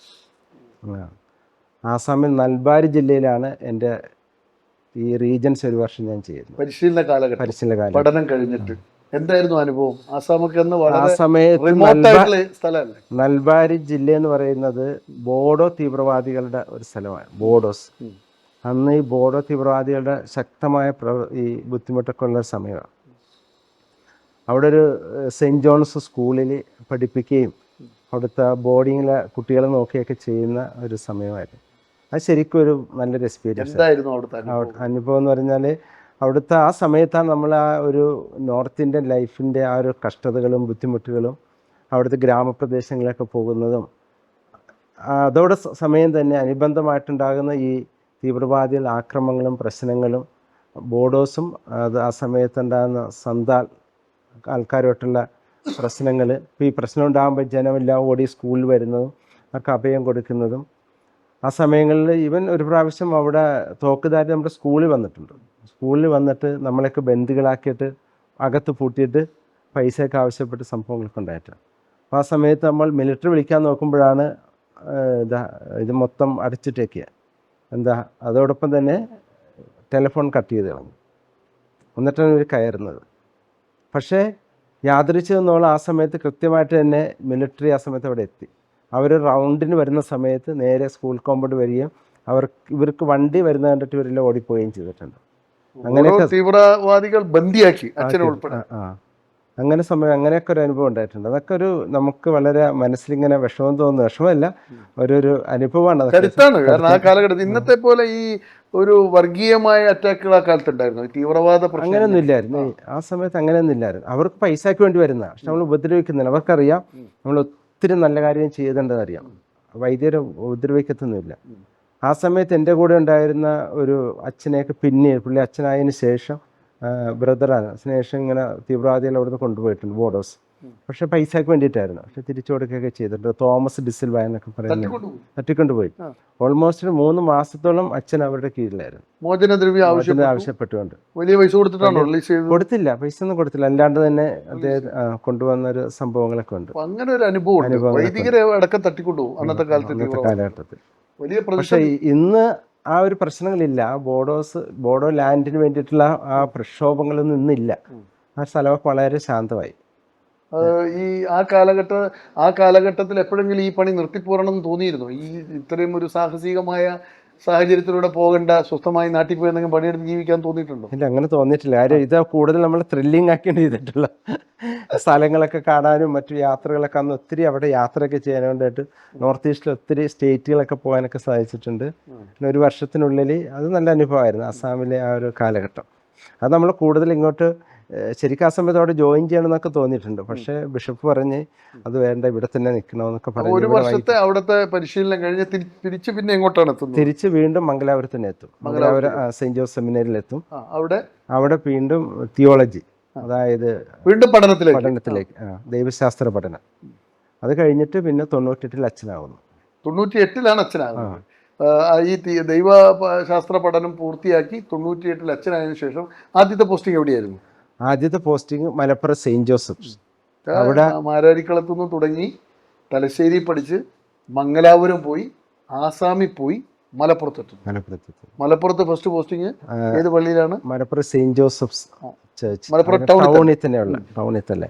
അതോടൊപ്പം തന്നെ അവിടെ അസിസ്റ്റന്റ് വികാരിയും, തൊട്ടടുത്ത കോട്ടക്കൽ ഒരു ആയുർനികേതൻ ദേവാലയമുണ്ട്, അതിന്റെ വികാരിയുമായിട്ട് ഒരു ചെറിയ പള്ളിയാണ്. എത്ര കാലം മലപ്പുറം ജില്ലയിലുണ്ട്? 2002 വരെ, 4 വർഷം. മലപ്പുറം ജില്ലയിലെ നിങ്ങളുടെ ആ ജീവിതകാലാനുഭവം? മലപ്പുറം പള്ളിയും അവിടുത്തെ ക്രൈസ്തവരും അവിടുത്തെ സമൂഹം വളരെ സ്വീകാര്യതയുള്ള ഇതാണ്. വളരെ മനുഷ്യ സ്നേഹത്തിൻ്റെയും മതമൈത്രിയുടെയും ഒരു സ്ഥലമാണ്. അവിടെ പള്ളി എന്ന് പറഞ്ഞാൽ മലപ്പുറത്തിൻ്റെ ടൗണിൽ തന്നെ ജീവിക്കുന്ന പലരും മലപ്പുറത്തെക്കുറിച്ചൊക്കെ ഞാൻ പിന്നീട് കേട്ടിട്ടുണ്ട്, വളരെ മോശമായിട്ട് വർഗീയമായിട്ട് സംസാരിക്കുന്ന കേട്ടിട്ടുണ്ട്. പക്ഷെ ഞങ്ങൾക്ക് അങ്ങനെ അനുഭവമൊന്നും ഉണ്ടായിട്ടില്ല. നമുക്ക് അവരെയൊക്കെ ചേർത്ത് നമ്മൾ വളരെ ഹൃദ്യമായിട്ടുള്ള സ്വീകരിക്കുക എന്ത് കാര്യത്തിനും. പ്രത്യേകിച്ചും ഇത് റംസാൻ നോമ്പിൻ്റെ സമയത്ത് നമ്മളെ എല്ലാ ഗ്രൂപ്പുകളിലും ഈവൻ ഭവനങ്ങളിൽ പോലും ക്ഷണിക്കുന്ന അനുഭവങ്ങൾ ഉണ്ടായിട്ടുണ്ട്. പ്രത്യേകിച്ച് നമുക്കവിടെ സെൻറ്റ് ജമ്മാസ് സ്കൂളൊക്കെ ഉണ്ട്. അവിടെ പഠിക്കുന്ന കുട്ടികൾ, അവരുടെ മാതാപിതാക്കൾ, അവരുടെ ബന്ധങ്ങളൊക്കെ ആയി കഴിയുമ്പോൾ അവർ നമ്മളെ വിളിക്കും റംസാനൊക്കെ. അങ്ങനെ വളരെ ഹൃദ്യമായ അനുഭവം. അതുകൊണ്ട് തന്നെ തിരിച്ച് ഞാൻ പിന്നീട് വീണ്ടും മലപ്പുറത്ത് വികാരിയായിട്ട് പോയിട്ടുണ്ട് അവിടെ. അതിനുശേഷം ഞാൻ അവിടുന്ന് വയനാട്ടിലേക്കും വയനാട്ടിൽ തിരിച്ച് കോഴിക്കോടേക്കും, കോഴിക്കോടിന് ശേഷം 2013 മുതൽ 2017 വീണ്ടും അവിടെ വികാരിയായിട്ടുണ്ട് മലപ്പുറം അത്രയേറെ ഇഷ്ടപ്പെട്ടു. ഈ ജനങ്ങൾ ഇങ്ങനെ മലപ്പുറത്തെ കുറിച്ച് ഇങ്ങനെ പറയുന്നുണ്ട്, അവിടെ റമദാൻ മാസം കഴിഞ്ഞാൽ കുടിവെള്ളം കിട്ടില്ല, ഭയങ്കര വർഗീയമായി ചിന്തിക്കുന്ന മനുഷ്യരാണെന്നൊക്കെ പറയുന്നത് കേൾക്കുമ്പോൾ താങ്കളുടെ അനുഭവം, താങ്കൾക്ക് നൽകിയ പാഠം എന്താണ്? അങ്ങനെയൊന്നും ഉണ്ടായിട്ടില്ല. നമുക്ക് ആവശ്യത്തിന് അങ്ങനെ ഈ യാത്രകളുണ്ട് സമയത്തൊക്കെ സ്വാഭാവികമാണ് അവരുടേതായ ഷോപ്പുകളൊക്കെ അടച്ചിടും. പക്ഷെ നമ്മളതിൻ്റെ ഒരു പ്രിക്കോഷൻ എടുത്തിട്ട് പോകുക എന്നുള്ളത് നമുക്ക് ആവശ്യമായിട്ടുള്ളൂ. അല്ലാത്ത പല സ്ഥലങ്ങളിലൊക്കെ കടകളൊക്കെ ഒരു മതചിന്ത, അങ്ങനെ ഒരു ചിന്ത നിങ്ങൾക്ക് ഫീൽ ചെയ്തിട്ടുണ്ടോ? എനിക്ക് അങ്ങനെ അനുഭവം ഒരു ഫീലിംഗ് ഉണ്ടായിട്ടില്ല. അതുകൊണ്ട് ആ നാട്ടിലെ ജനങ്ങളെല്ലാവരും മതമൈത്രി നിലനിർത്തി സ്നേഹത്തിൽ കഴിഞ്ഞ മനുഷ്യരാണ്. ഇപ്പോഴും അവിടെ ഉണ്ടായിരുന്ന അവിടുത്തെ മലപ്പുറം കൗൺസിലറായിരുന്ന ആൾക്കാരുമായിട്ട് ഹാരിസ് എന്നൊക്കെ പുറമായിട്ടൊക്കെ ഫോൺ വിളിയൊക്കെ ഉണ്ടായ സാഹചര്യം അടുത്ത കാലത്തൊക്കെയാണ് വിളിയൊക്കെ നിന്ന് പോയി. അങ്ങനെയുള്ള ഒരു കണക്ഷൻ വിളി നിന്ന് പോകാൻ കാരണം എന്തോ പിന്നെ കണക്ഷൻ കിട്ടിയിട്ടില്ല. അങ്ങനെ ഫോൺ മാറിയതോ എന്തൊക്കെയായിട്ട് അങ്ങനെ പോയിട്ടുണ്ട്. എന്തായാലും അങ്ങനെ ആഴത്തിലുള്ള ഒരു ബന്ധം എല്ലാ മനുഷ്യരുമായിട്ടുണ്ട്. മലപ്പുറത്തില് മൊത്തം എത്ര വർഷമാണ് മലപ്പുറം ഉണ്ടായിരുന്നത്? മലപ്പുറം ആദ്യത്തെ ഇത് പറഞ്ഞ പോലെ 4 വർഷം, പിന്നീട് 4 വർഷം, 8 വർഷം മലപ്പുറത്ത് പള്ളിയുമായിട്ട്. അത് ഏതൊക്കെ മേഖല? വെറും പള്ളി വികാരി മാത്രമായിരുന്നോ? വേറെ പള്ളി വികാരി, അവിടുത്തെ ഫൊറോന വികാരി. അവിടുത്തെ ഫൊറോനയ്ക്ക് എത്ര പള്ളികൾ ഉണ്ടാവും? ഞാൻ തുടങ്ങുന്ന 2013 സമയത്ത് ഞാൻ മലപ്പുറം എന്ന് പറയുന്നത് അട്ടപ്പാടിയിലുണ്ടായിരുന്നു. പിന്നെ പാലക്കാട് വേറെ രൂപതയായി. അപ്പോൾ ആ ഏരിയയിൽ തന്നെ ഏകദേശം നമുക്ക് 10-12 പള്ളികളുണ്ടായിരുന്നു. പള്ളികളുടെ മലപ്പുറം മൊത്തം ജില്ലയുടെ വരുന്ന അതുണ്ടായിരുന്നു. അതിൻ്റെ ഒരു ഫൊറോന വികാരിയായിട്ട് ഉണ്ടായിട്ടുണ്ട്. അതിനുശേഷം പിന്നെ അങ്ങോട്ടാണ് അവിടുന്ന് തിരിച്ച് മാനന്തവാടിക്ക് വരുന്നത്. അപ്പോൾ രൂപത മാറി. മാനന്തവാടി രൂപതയുടെ പള്ളിയുണ്ട്, മാനന്തവാടി ഉണ്ട്. അതിനുശേഷം കൊച്ചത്തിനായിരുന്ന സമയത്ത് അവിടുന്ന് ഞാൻ പിന്നീട് വയനാട് തന്നെയുള്ള കാപ്പുങ്കൽ വികാരിയായി. അവിടുന്ന് പിന്നെ തിരിച്ച് കോഴിക്കോട് നമ്മുടെ ജീവൻ എന്നൊരു സോഷ്യൽ സർവീസിൻ്റെ ലേക്കും. അവിടെ സാമൂഹ്യ പ്രവർത്തനം. ആ കാലഘട്ടത്തിൽ നമ്മളെ സംബന്ധിച്ചിടത്തോളം ഒത്തിരി സാമൂഹ്യ പ്രവർത്തന സമയമായിരുന്നു. എയ്ഡ്സ് മേഖലയിൽ പ്രവർത്തിക്കുന്നുണ്ടായിരുന്നു. പിന്നീട് വ്യാപകമായിരുന്ന സമയത്ത് ഓർമ്മ എങ്ങനെയാണ്? കാരണം ഇന്ന് എയ്ഡ്സ് ഇല്ലല്ലോ. പണ്ട് നമ്മൾ ഒരു എന്നല്ല, എയ്ഡ്സ് ഉണ്ട്. അന്നൊക്കെ നമ്മൾക്ക് അവിടെ എയ്ഡ്സ് രോഗികളുടെ കൂട്ടായ്മകൾ തന്നെയുണ്ട്. എയ്ഡ്സിൻ്റെ കൂട്ടായ്മകളുണ്ടാകുകയും അവരെ വിളിച്ചു കൂട്ടുക, അതുപോലെ തന്നെ ഈ ട്രാൻസ്ജെൻഡേഴ്സിൻ്റെ കൂട്ടായ്മകൾ, പിന്നെ ഡ്രഗ് യൂസേഴ്സ് ആയിട്ടുള്ളവർക്കിടയിൽ പ്രവർത്തിക്കാൻ വേണ്ടിയിട്ടുള്ള കൂട്ടായ്മകൾ അങ്ങനെ ഉണ്ടാക്കിയിട്ടുണ്ട്. പിന്നെ സ്വയം സഹായ സംഘങ്ങൾ ഒത്തിരി രൂപീകരിച്ചിട്ടുണ്ട്. പിന്നെ ഇത് കൂടാതെ പിന്നെ നാച്ചുറൽ റിസോഴ്സ് മാനേജ്മെൻറ്റ്, പ്രകൃതി ദത്തമായ കാര്യങ്ങൾ വയനാട്ടിലത്തെ പ്രവർത്തനം അത് പോയിട്ടുണ്ട്. സുനാമി കഴിഞ്ഞ സമയങ്ങളുണ്ടായിരുന്നു. അപ്പോൾ സുനാമിയെ ബന്ധപ്പെട്ട് അന്ന് ഈ കോഴിക്കോടിൻ്റെ തീരദേശത്ത് മുഴുവനും IGP എന്ന് പറയും, അതായത് സ്വയം തൊഴിൽ മേഖലകളിലേക്ക് ഒത്തിരി പ്രവർത്തനങ്ങൾ ആ സമയത്ത് നമ്മൾ ചെയ്തിട്ടുണ്ട്. ഈ എയ്ഡ്സ് രോഗികളുടെ കൂട്ടായ്മയൊക്കെ മനസ്സിൽ തട്ടുന്ന അനുഭവങ്ങൾ എന്തൊക്കെയായിരുന്നു? കാരണം ഇന്ന് എയ്ഡ്സ് രോഗികൾ ഉണ്ടെങ്കിലും അങ്ങനെ ഒരു കൂട്ടായ്മയില്ല. എയ്ഡ്സ് രോഗികൾ അങ്ങനെ ഒരു സംഭവം, ഇന്ന് എയ്ഡ്സിന് ചികിത്സയും ഉണ്ട്, പിന്നെ അതൊന്നും അങ്ങനെ ഡിസ്കസ് ചെയ്യപ്പെടുന്നില്ല വ്യാപകമായിട്ട്. ആ കാലഘട്ടത്തിൽ എയ്ഡ്സ് എന്ന് പറയുമ്പോൾ ആൾ പേടിക്കും. ഒരു നാട്ടിലും എയ്ഡ്സ് രോഗിനെ അവനെ മുഴുവൻ ബഹിഷ്കരിക്കുന്ന കാലമായിരുന്നു അത്. അപ്പോൾ ആ കാല ഓർമ്മകൾ എങ്ങനെയാണ്? എയ്ഡ്സ് രോഗിയായിട്ട് ശരിക്കും പറഞ്ഞാൽ നല്ലൊരു ബന്ധമായിരുന്നു. അവർക്ക് നമ്മൾ കിറ്റ് കൊടുക്കുക, അവർക്ക് നമ്മൾ അതോടൊപ്പം തന്നെ ചികിത്സയ്ക്ക് ആവശ്യമായിട്ടുള്ള സാമ്പത്തിക സഹായങ്ങൾ കൊടുക്കുക, അവർ നിരന്തരമായിട്ട് ക്ലാസ്സുകൾ കൊടുത്തുകൊണ്ട് അവർ ശീലിക്കേണ്ട കുറേ കാര്യങ്ങളുണ്ട്. അല്ലാതെ കൊണ്ട് സാധാരണക്കാരോട് ജീവിക്കാൻ പറ്റത്തില്ല. അവർ ജോലി ചെയ്യാൻ പ്രശ്നമില്ല, ആരോഗ്യമേഖലയെ സംരക്ഷിക്കുന്ന കാര്യം ഒത്തിരി ക്ലാസ് കൊടുക്കുന്ന ഒരു ബന്ധമായിരുന്നു. അതിൻ്റെ ഏറ്റവും നല്ലതാണ് ഞാനിവിടെ വന്നതിന് ശേഷം ഈ പരിസരത്തുള്ള പലരും എന്നെ കാണാൻ വന്നിട്ടുണ്ട്. ആയിട്ടുള്ള 2 പേര് വന്നിട്ടുണ്ട്, ഫാമിലിയായിട്ട് വന്നിട്ടുണ്ട്. അന്നത്തെ ഓർമ്മകളൊക്കെ പറയാം. അതിജീവിച്ചിട്ടില്ല, ഇപ്പോഴും രോഗിയുണ്ട്, പക്ഷെ പ്രതിരോധിച്ച് മരുന്നൊക്കെ കുടുംബമായിട്ട് വന്ന് കുടുംബത്തിന് അറിയാം. അറിയാവുന്നവരൊക്കെ ഉണ്ട്. അപ്പൊ അങ്ങനെ ഇവിടെ വന്ന് എന്നെ ഞാനാണെന്ന് അറിഞ്ഞിട്ട് ഓടി വന്ന ഒരു ഇവിടുത്തെ വൈദികനാണെന്ന് അറിഞ്ഞിട്ട് ഓടി വന്ന മേഖലയിലുള്ളവരൊക്കെ ഉണ്ട്. അതൊരു ഭയങ്കര എക്സ്പീരിയൻസ് ആണ്. എത്ര കാലം ആ പോസ്റ്റിൽ അവിടെ ഇരുന്നിട്ടുണ്ട്? ഏകദേശം 7 വർഷത്തോളം. 7 വർഷം. എയ്ഡ്സ് രോഗികള്, ട്രാൻസ്ജെൻഡേഴ്സ്, ഉൾപ്പെടെയുള്ള സമൂഹം അകറ്റി നിർത്തുന്ന മനുഷ്യരോട് അല്ലെ. നമുക്ക് അതോടും അനുബന്ധമായിട്ടുള്ള ശാന്തി ഡി അഡിക്ഷൻ സെന്റർ ഉണ്ട്. അതും നല്ലൊരു അനുഭവമായിരുന്നു. ആൽക്കോളിക് അനോണിമസ് ഗ്രൂപ്പുകളായിട്ട് പ്രവർത്തിക്കുക, അവർക്ക് നിരന്തര ചികിത്സയും അവർക്ക് കൗൺസിലിംഗ് കൊടുക്കുന്ന ഒരു ഹോസ്പിറ്റൽ സെറ്റപ്പിൽ തന്നെ ചെയ്യും. അച്ഛാ, നമ്മുടെ ഒരു ചോദ്യം, അതിനുശേഷം അച്ഛൻ എങ്ങോട്ടാണ് നീങ്ങുന്നത്? ഞാൻ ഈ സാമൂഹ്യ പ്രവർത്തന മേഖലയ്ക്ക് ശേഷമാണ് ഞാൻ പിന്നീട് മലപ്പുറത്തേക്ക് 2ാം ഘട്ടത്തിൽ പോകുന്നത്. അവിടെ നിന്നാണ് പിന്നെ മാനന്തവാടിക്ക് വരുന്നത്. മാനന്തവാടിയിലേക്ക് പോകുന്നത്. അത് കഴിഞ്ഞ് മാനന്തവാടിയിൽ ഏതൊക്കെ പള്ളികളിലാണ് പ്രവർത്തിച്ചത്? മാനന്തവാടി ടൗണിൽ തന്നെയുള്ള ഇമാക്കുലേറ്റ് കൺസെപ്ഷൻ ചർച്ച്, അതിൻ്റെ കൂടെ തന്നെയുള്ള തോൽപ്പെട്ടി എന്ന സ്ഥലത്ത് ബോർഡർ പള്ളിയുണ്ട്. ആ പള്ളി രണ്ടും നമ്മുടെ പ്രവർത്തന മേഖല. അത് കഴിഞ്ഞ് ആ സമയത്താണ് ഏറ്റവും അനുഭവം എന്ന് പറയുന്നത് ഉണ്ടായിരുന്ന നമ്മുടെ 2018 വെള്ളപ്പൊക്കം, ഉരുൾപൊട്ടൽ ദുരന്തം. വെള്ളപ്പൊക്കമൊക്കെ എന്ന് വെച്ചാൽ ആ ഏരിയയിൽ 2018-ലും 2019-ലുമായിട്ട് വെള്ളപ്പൊക്കമൊക്കെ വന്ന സമയത്ത് ഞാൻ സാമൂഹ്യ സേവനം പ്രവർത്തിച്ചൊരു പശ്ചാത്തലം ഉള്ളതുകൊണ്ട് തന്നെ നമുക്ക് ഇറങ്ങി ജനങ്ങളിടയിലേക്ക് നമ്മുടെ വാഹനങ്ങളായിട്ട് പോകാനും കിറ്റ് കൊടുക്കാനും അവരെ വീടുകളിൽ നിന്ന് ഷിഫ്റ്റ് ചെയ്യാനും ഒക്കെ ആയിട്ട് നമ്മുടെ ഇടവക്കാരെ കൂട്ടി ഒത്തിരി നല്ല കാര്യങ്ങൾ അവിടെ ചെയ്യാൻ സാധിച്ചിട്ടുണ്ട്. അതൊരു മനുഷ്യനെ ഇവിടെ ഇറങ്ങിച്ചെല്ലാൻ പറ്റുന്ന ചില അനുഭവങ്ങളായിരുന്നത്. ദുരിതങ്ങളും വേദനകളും അങ്ങനെയുള്ള കാണാനുള്ള സമയം. സമസ്ത മേഖലകളിലൂടെ മനുഷ്യന്റെ സ്പന്ദനങ്ങൾ അറിഞ്ഞ് ജീവിച്ചു. അതിനുശേഷം മലപ്പുറം കഴിഞ്ഞിട്ട് പിന്നെ എങ്ങോട്ടാണ്? മലപ്പുറത്താണ് മാനന്തവാടി. ഈ മാനന്തവാടി നിന്നാണ് പിന്നീട് കൽപ്പറ്റയിലേക്ക് വരുന്നത്. കൽപ്പറ്റ വന്നു. എത്ര വർഷം വയനാട്ടിലുണ്ടായിരുന്നു? കൽപ്പറ്റ ഇത് രണ്ടും കൂടെ കൂട്ടിയിട്ട് 8 വർഷത്തോളം കൽപ്പറ്റ. 8 വർഷം കൽപ്പറ്റ വയനാട് മേഖലകളിൽ, 7 വർഷം സാമൂഹ്യ ക്ഷേമ പ്രവർത്തനമായിട്ട് ബന്ധപ്പെട്ട് സമൂഹത്തിൽ അകറ്റി നിർത്തപ്പെട്ടവരെ ചേർത്ത് നിർത്തി മുന്നോട്ട് പോയി. അപ്പൊ 15 വർഷം അങ്ങനെ തന്നെ കഴിഞ്ഞു. ഇങ്ങോട്ട് വരുന്നതിന് മുമ്പ്, ഈ മാഹിയിലേക്ക് വരുന്നതിന് മുമ്പ് എവിടെയാണ്? കൽപ്പറ്റയിൽ നിന്നാണ് ഇങ്ങോട്ട് വരുന്നത്. താങ്കൾ പറഞ്ഞല്ലോ, വിദ്യാർത്ഥി ആയിരിക്കുന്ന കാലഘട്ടത്തിൽ മാഹി പള്ളിയിൽ വരും, അമ്മ ത്രേസ്യ പുണ്യവതിയുടെ തിരുനാളിൽ പങ്കെടുക്കുന്ന ഒരു ചെറുപ്പ മനസ്സ് താങ്കൾക്കുണ്ട്. അപ്പൊ ഈ പോസ്റ്റിംഗ് കിട്ടിയപ്പോൾ എന്ത് തോന്നി? ഒരു ബസലിക്കയുടെ അധിപനായിട്ട്, അത് മലബാറിൽ ഒരഭിമാനമായിട്ട് തോന്നി. ഒന്ന്, അതോടൊപ്പം തന്നെ ഒരു നിയോഗമായിട്ട് തോന്നി. അതോടൊപ്പം തന്നെ ഈ ദേവാലയത്തിലേക്ക് വരിക എന്ന് വെച്ചാൽ നമുക്കൊരു മനസ്സിലൊരു അതുപോലൊരു കുളിർമയുള്ളൊരു അനുഭവമാണ്. പ്രത്യേകിച്ചും മാഹി എല്ലാ വർഷവും തിരുനാളുകളിൽ ഓടിയെത്തുന്ന ഒരു സ്ഥലമാണ്. ഈ ഒരു ദൗത്യം കിട്ടിയപ്പോൾ ഉള്ളിലൊരു ഭയമൊക്കെ ഉണ്ടായിരുന്നു, ഇതെങ്ങനെയൊക്കെ മുന്നോട്ട് കൊണ്ടുപോകാൻ സാധിക്കുമെന്നില്ല. പക്ഷെ ഇവിടെ വന്നു കഴിഞ്ഞപ്പോൾ ഇവിടുത്തെ ജനങ്ങളൊക്കെ വളരെ സ്നേഹത്തോട് ചിരിച്ചും സംസാരിച്ചും കൂടെ നിൽക്കുന്ന ഒരു ജനം. അതോടൊപ്പം തന്നെ നമ്മളിതിന് ശേഷം ഈ ദേവാലയത്തിന് ചാരിയർത്ത് നമ്മൾ പുറത്തേക്ക് ഇറങ്ങി കഴിഞ്ഞാൽ ഈ പ്രദേശത്ത് എല്ലാവരും നമ്മളെ ചേർത്ത് പിടിക്കുന്നതിൻ്റെ അനുഭവം. മാഹി എന്ന് പറയുന്നത് ഇവിടുത്തെ ക്രൈസ്തവരും മാത്രമല്ല, ഇവിടുത്തെ എല്ലാ മനുഷ്യരുടെയും, എല്ലാ മനുഷ്യരുടെയും, മാഹിക്കാരെല്ലാവരുടെയും പള്ളിയാണ്. എല്ലാവരും ഞങ്ങളുടെ അമ്മ ഞങ്ങളുടെ പള്ളി എന്ന് പറഞ്ഞാൽ വരുന്നത്. മയ്യഴി മാതാവ് എന്നാണല്ലോ പറയുന്നത്, അല്ലാതെ ക്രിസ്ത്യാനികളുടെ അമ്മ എന്നല്ലല്ലോ പറയുന്നില്ല. അത്രത്തോളം ചേർത്ത് പിടിക്കുന്നു. അത് ഒരിടത്തും കാണാത്തൊരു അനുഭവം, വ്യത്യസ്തമായ ഇതുവരെ എൻ്റെ വൈദിക ജീവിതത്തിൽ കാണാത്തൊരു അനുഭവം ഇത്. ഇത്രയും മനുഷ്യരാണ് രാവിലെ വന്നു കഴിഞ്ഞാൽ പള്ളി നട തുറക്കുമ്പോൾ ഇവിടെ വന്ന് പ്രാർത്ഥിച്ചിട്ട് പോകുന്നത്. ഇത്രയും മനുഷ്യർ ഏത് വഴിക്ക് പോയാലും, വാഹനങ്ങൾ പോയാലും നിർത്തി അവിടെ നിന്ന് നേർച്ചയിട്ടൊന്ന് പ്രാർത്ഥിച്ചിട്ടേ പോകത്തുള്ളൂ. ഏത് വാഹനങ്ങൾ അങ്ങനെ പോകുന്നവർ, ഇത് അറിയാവുന്നവർ, മനസ്സ് നിറഞ്ഞ് എല്ലാവരും, ജോലിക്ക് പോകുന്നവർ, സ്കൂളിൽ പോകുന്നവർ, പഠിപ്പിക്കാൻ പോകുന്നവർ, എല്ലാവരും വന്ന് രാവിലെ വന്ന് പ്രാർത്ഥിച്ച് ഏതെങ്കിലും വഴിക്ക് പോയെന്നാൽ പ്രാർത്ഥിച്ച് പോകുന്ന ആ ഒരു മനസ്സ് നമ്മൾ കാണുമ്പോൾ ഇവിടെ ഒരിക്കലും പള്ളി അടച്ചിട്ടാൽ, നമ്മൾ 8 മണിക്ക് അടച്ചാൽ പോലും ഒന്ന് തുറന്നു തരുമോ എന്ന് ചോദിച്ചു വരുന്ന എത്ര പേരുണ്ട്. കാരണം അത്രത്തോളം അവരുടെ മനസ്സിൽ ഈ ദേവാലയം പ്രതിഷ്ഠിക്കപ്പെട്ടു എന്നുള്ളതാണ്. മയ്യഴി അമ്മ, നമ്മുടെ അമ്മ ത്രേസ്യ അത്രത്തോളം ഉള്ളിൽ പ്രവേശിച്ചു. എന്താണ് ഈ അമ്മ ത്രേസ്യ പുണ്യവതിയുടെ ചരിത്ര പശ്ചാത്തലം വളരെ ചുരുങ്ങിയ വാക്കുകളിൽ എങ്ങനെ പറയാൻ പറ്റും?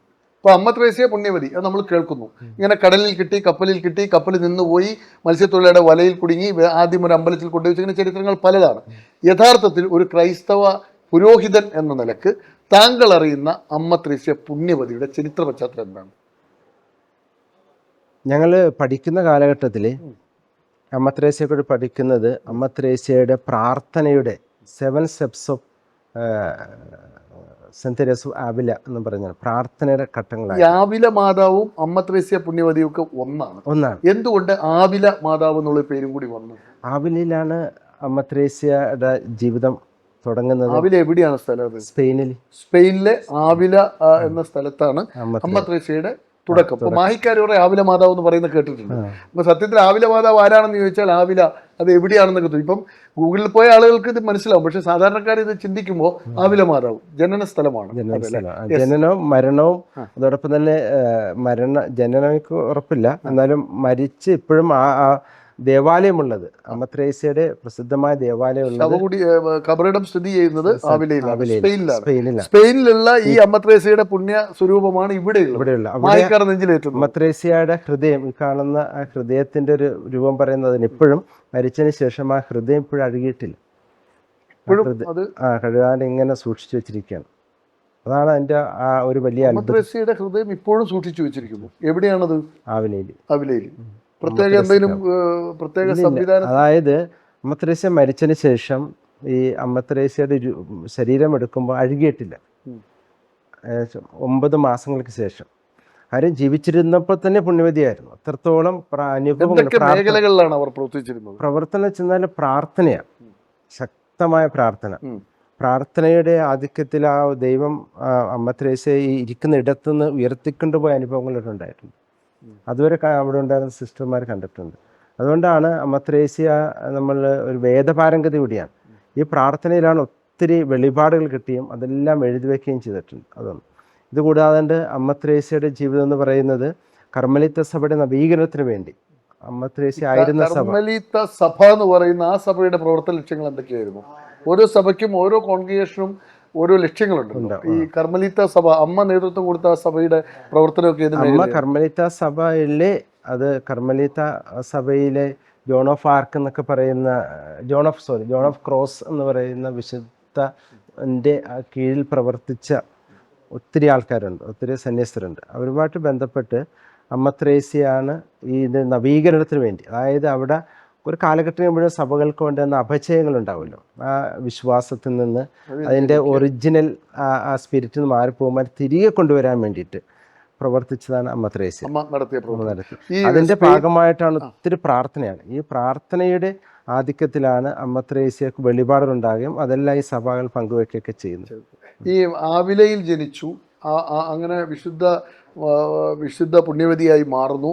എങ്ങനെ ഈ മാഹി പള്ളിയിൽ എന്നൊന്ന് 300 വർഷം പഴക്കമുണ്ട് മാഹി പള്ളിക്ക്.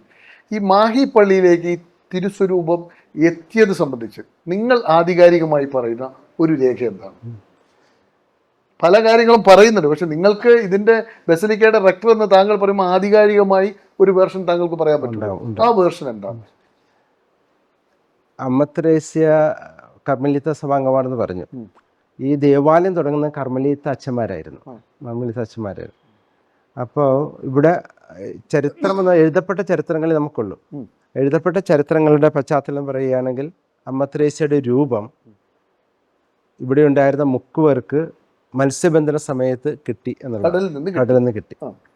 അപ്പോൾ ഇവരിത് കൊണ്ടുവന്നിട്ട് എന്താണെന്ന് നമുക്ക് മനസ്സിലാകുന്നില്ലല്ലോ. ഇവർ കൊണ്ടുവന്നിട്ട് ഇത് അവിടെ ഒരു അമ്പലത്തിലാണ് കൊണ്ടുചെല്ലുന്നത്. അമ്പലത്തിൽ കൊണ്ടുചെല്ലുമ്പോൾ അവർക്ക് മനസ്സിലാകുന്നില്ല, ആരാന്ന് മനസ്സിലാകുന്നില്ല. പക്ഷേ സാവധാനം ഇത് കണ്ടു കഴിഞ്ഞപ്പോൾ, കുരിശും മറ്റേത് കണ്ടു കഴിഞ്ഞപ്പോൾ അവർക്ക് മനസ്സിലായി ഇത് പള്ളിയുമായിട്ട് ബന്ധപ്പെട്ടതാണ്. അങ്ങനെയാണ് ഇവിടെ അമ്പലത്തിൽ വെക്കേണ്ടതല്ല അങ്ങനെയാണ് ഇവിടെ പള്ളിയിലേക്ക് കൊണ്ടുവരുന്നത്. അപ്പോൾ അത് അമ്മ ത്രേസ്യ രൂപമാണെന്ന് അച്ഛന്മാർക്ക് മനസ്സിലാകുകയും ആ തിരുസ്വരൂപം നൂറ്റാണ്ടുകൾ കഴിഞ്ഞിട്ട് ആ തിരുസ്വരൂപം ഇന്നും ദേവാലയത്തിലുണ്ട്. അതാണ് തിരുനാൾ ദിവസം അനുബന്ധിച്ച് ഒക്ടോബർ മാസം 5-ാം തീയതി അന്നാണോ അത്? അന്ന് പ്രതിഷ്ഠ ഡേറ്റ് ആണത്? അല്ല, അമ്മ ത്രേസ്യ തിരുനാൾ വരുന്നത് സഭ ആചരിക്കുന്നത് ഒക്ടോബർ മാസം 15-ാം തീയതിയാണ്. അന്നാണ് ഈ തിരുസ്വരൂപം പുറത്തെടുക്കുക. പക്ഷെ നമ്മൾ തിരുനാൾ 5-ാം തീയതി തുടങ്ങും. 5-ാം തീയതി 12 മണിക്കാണ് നമ്മൾ തിരുസ്വരൂപം എടുക്കുന്നത്. തിരുസ്വരൂപം എടുത്ത് പ്രതിഷ്ഠിക്കുന്നത്. അതുവരെ ഈ തിരുസ്വരൂപം എവിടെയാണ് വെക്കുന്നത്? നമുക്ക് രഹസ്യം അറിയണ്ട്. എന്തുകൊണ്ട് അങ്ങനെ വെക്കുന്നു? അത് പാരമ്പര്യമായിട്ട് അങ്ങനെയായിരുന്നു. പാരമ്പര്യമായിട്ട് ഈ രൂപം കിട്ടിയതിന് ശേഷം അത് രഹസ്യമായിട്ട് സൂക്ഷിച്ചു. അത് തിരുനാൾ സമയത്ത് എടുക്കുന്നു, ആഘോഷമായിട്ട് തിരുനാൾ ആഘോഷിക്കും. ലോകത്തിന്റെ നാനാഭാഗങ്ങളിൽ നിന്നുള്ള ആളുകൾക്ക് ഒരേ സമയത്ത് കാണാനുള്ള സൗകര്യം, ആ സംവിധാനമാണ് അത്, അല്ലേ? അതാണ് പല പ്രാവശ്യം ചിന്തിച്ചിട്ടുണ്ട് ഈ രൂപം സ്ഥിരമായിട്ട് ദേവാലയത്തിൽ പ്രതിഷ്ഠിക്കണമെന്നതിനെ കുറിച്ച് ചിന്തിച്ചിട്ടുണ്ട്. പക്ഷേ അതങ്ങോട്ട് നടന്നിട്ടില്ല. അത് ഇങ്ങനെ തന്നെ മതി. സഭയില് പലതരത്തിലുള്ള വലിയ മാറ്റങ്ങൾ, പലപ്പോഴും ഞെട്ടിക്കുന്ന മാറ്റങ്ങൾ നടത്തുന്ന ഒരു സംവിധാനമാണ് ക്രൈസ്തവ സഭയും പോപ്പും എല്ലാം. അപ്പൊ ഏത് മാറ്റങ്ങൾക്ക് സാധ്യതയുണ്ട്. അപ്പൊ അതുകൊണ്ട് അങ്ങനെ ഒരു കാലത്ത് ഇത് വേണമെങ്കിൽ സ്ഥിരമായി പ്രതിഷ്ഠിക്കുന്ന ഒരു സാഹചര്യത്തിലേക്ക് വരാം. അതിന് തടസ്സങ്ങളൊന്നുമില്ല. അച്ഛാ, ഈ തിരുസ്വരൂപം മത്സ്യത്തൊഴിലാളികൾക്ക് കിട്ടിയെന്ന് പറഞ്ഞല്ലോ. കിട്ടിയിട്ട് ഇത് സ്ഥാപിക്കുന്നു. സ്ഥാപിച്ചതിന് ശേഷം മാഹിക്കുണ്ടായ കേട്ടറിഞ്ഞതും അനുഭവിച്ചതും ആയ കാര്യങ്ങൾ, പ്രധാനപ്പെട്ട കുറച്ച് സംഭവങ്ങൾ പറയാൻ പറ്റും. എന്താണ്? ആ കാലഘട്ടത്തിലെ വലിയൊരു രോഗമായിരുന്ന വസൂരി. മരുന്നില്ല, മനുഷ്യർക്ക് എന്ത് ചെയ്യണമെന്ന് അറിയത്തില്ല. ഈ ദേവാലയവുമായിട്ട് ബന്ധപ്പെട്ടുള്ള ചരിത്രത്തിൽ ഏറ്റവും നിർണായകമായി മാറിയത് അതൊക്കെ തന്നെയാണ്. ഈ വസൂരി രോഗം വന്നപ്പോൾ ഇവിടെ ഉണ്ടായിരുന്ന വൈദികര് അടുത്തേക്കും ഈ ദേവാലയത്തിലേക്കുമായിട്ട് മനുഷ്യർ ഓടിയെത്തും. എന്താ ചെയ്യണമെന്നറിയാൻ. ഇപ്പോഴാണ് ഇവിടെ നിന്ന് ഈ അമ്മത്രേസ്യ എടുത്ത് പ്രാർത്ഥിച്ച് അതൊരു സൗഖ്യമായി മാറുകയാണ്. ആ കാലഘട്ടത്തിൽ അവർക്കൊരു അഭയമായിരുന്നു. അപ്പൊ ആദ്യകാലത്ത് ഈ അമ്മത്രേസ്യയുടെ തിരുസ്വരൂപം വന്നതിന് ശേഷം വസൂരി പിടിപെടുന്നു. വസൂരിയിൽ നിന്ന് രക്ഷ തേടി ആളുകൾ അമ്മയുടെ മുന്നിലെത്തുന്നു. അവർക്ക് ആശ്വാസം ലഭിക്കുന്നു. ആദ്യത്തെ അനുഭവം. അതിനുശേഷം പിന്നെ മനുഷ്യർ ഓരോരുത്തർക്കും എന്തെങ്കിലുമൊക്കെ ആയിട്ട് നിയോഗങ്ങൾ ആവശ്യങ്ങളായിട്ട് വരുമ്പോൾ വളരെ കൃത്യമായിട്ട് അവർക്കത് ലഭിച്ചതിൻ്റെ അനുഭവങ്ങൾ. നമ്മൾക്കിവിടെ ഒരു ചരിത്ര മ്യൂസിയമൊക്കെ ഉണ്ട്. അവിടെ എഴുതി വെച്ചിരിക്കുന്ന ഓരോരുത്തരും മക്കളില്ലാത്തവർക്ക് മക്കൾ ലഭിച്ചത്, പിന്നെ വിവാഹം നടക്കാത്ത വിവാഹം കിട്ടിയത്, പിന്നെ രോഗങ്ങൾ, ഹാർട്ട് സംബന്ധം വലിയ രോഗങ്ങൾക്ക് സൗഖ്യം ലഭിച്ചത്, മക്കളുടെ വലിയ രോഗങ്ങൾക്ക് വേണ്ടി പ്രാർത്ഥിക്കാൻ വന്നപ്പോൾ അത് കിട്ടിയത്. ആ കാലഘട്ടത്തിൽ തീരാ രോഗങ്ങളുമായിട്ട് കുഞ്ഞുങ്ങൾക്ക് എടുത്തുകൊണ്ട് അടിമ വെക്കാൻ വേണ്ടി ഓടിയെത്തും. അതൊരു വലിയൊരു ആവശ്യമാണ്. അതായത് അവർ പ്രാർത്ഥിക്കാൻ വേണ്ടി ഇവിടെ വന്ന് ദേവാലയത്തിന് കുഞ്ഞിനെ അടിമയിരുത്തുക, കുഞ്ഞിനെ ദേവാലയത്തിൽ സമർപ്പിക്കുക. ആ പ്രാർത്ഥിച്ചു കഴിഞ്ഞപ്പോൾ കുഞ്ഞിൻ്റെ രോഗങ്ങൾ മാറിയത്, അങ്ങനെ ഒത്തിരി അനുഭവങ്ങൾ ഈ മനുഷ്യർക്ക് പറയാനുണ്ടായിരുന്നു. ഇതൊരു കാട്ടുതീ പോലെ ഒരിടത്തുനിന്ന് എത്തി കഴിയുമ്പോൾ അങ്ങനെയാണ് ഈ ലോകത്തിന്റെ നാനാഭാഗത്തേക്ക് മനുഷ്യർ. ഈ പ്രദക്ഷിണമൊക്കെ എങ്ങനെയാ വന്നുപെട്ടെ? ഈ ഇതുണ്ടല്ലോ, ഈ പ്രദക്ഷിണവും അതുപോലെ തന്നെ ഈ ഉരുൾ നേർച്ച, അതൊക്കെ ഇതിനകത്തേക്ക് എങ്ങനെയാണ് ആഡ് ചെയ്യപ്പെടുന്നത്? ഉരുൾ നേർച്ചകൾക്ക് രണ്ട് അർത്ഥമാണുള്ളത്. ഒന്ന് ഒരു പ്രായശ്ചിത്തമായിട്ട് ചെയ്യുക. മറ്റൊന്ന് ഉരുൾ നേർച്ച എന്ന് പറയുന്നത് ദൈവാനുഗ്രഹം ലഭിക്കുവാൻ വേണ്ടി നമ്മൾ കുറേ കൂടി സഹനങ്ങളുടെ ത്യാഗം ചെയ്തുകൊണ്ട് ദൈവപ്രീതി സമ്പാദിക്കുക. അതാണ് അതിലൂടെ ലക്ഷ്യമുള്ളത്. ഈ ഫ്രഞ്ച് പടയോട്ടമൊക്കെ ആയിട്ട് ബന്ധപ്പെട്ട് സമരകാലത്തൊക്കെ ഇവിടുത്തെ പള്ളിമണികൾ മുഴങ്ങിയിരുന്നു എന്നൊക്കെ മുകുന്ദന്റെ കഥകളിലും മാഹി പള്ളി കടന്നു വരുന്നത്. എങ്ങനെയാണ് അതിനെക്കുറിച്ചുള്ള? പള്ളി മണി എന്ന് പറയുന്നത് അത് രണ്ട് തരത്തിലാണ്. ഒന്ന്, നമുക്കിവിടെ ദേവാലയത്തോടനുബന്ധിച്ച് സമയം കാണിക്കുന്ന ഒരു ഇതുണ്ട്. അത് ദേവാലയത്തോളം പഴക്കമുള്ളതാണ്. പള്ളിമണി, പള്ളിയുടെ ക്ലോക്ക് ടവർ ആ ക്ലോക്ക് നമുക്ക് ഒന്ന് കാണാൻ പറ്റും. 3 സ്ഥലത്തായിട്ട് ഇവിടുന്ന് കാണാൻ പറ്റും. കൃത്യമായിട്ടുണ്ട്. അതിൽ മണിയടിക്കുന്നത് വെച്ചാൽ മനുഷ്യർക്ക് സമയം അറിയാൻ പറ്റും. അന്നത്തെ കാലഘട്ടത്തിൽ വാച്ചൊന്നുമില്ലാത്ത കാലഘട്ടം ഉണ്ടായിരുന്നില്ല. ഇതുകൊണ്ട് സ്ഥാപിച്ച കൃത്യ സമയം അറിയാം. അത് ഫ്രഞ്ച് ദേവാലയമാണല്ലോ, ഫ്രഞ്ചുകാർ കൊണ്ടുവന്നത്. ആ മണിയടിച്ച് ഇവിടെ എല്ലാവർക്കും കൃത്യമായിട്ട് സമയം അറിയാൻ ചെയ്തത്. രണ്ടാമത്തെയാണ് പള്ളിമണി, ബിഗ് ബെല്ല് എന്നൊക്കെ പറയുന്ന പള്ളിമണി. അതും ഫ്രഞ്ചുകാർ കൊണ്ടുവന്നതാണ്. ആ ടവറൊക്കെ എന്ന് പറയുന്നത് അത് യുണീക്കാണ്.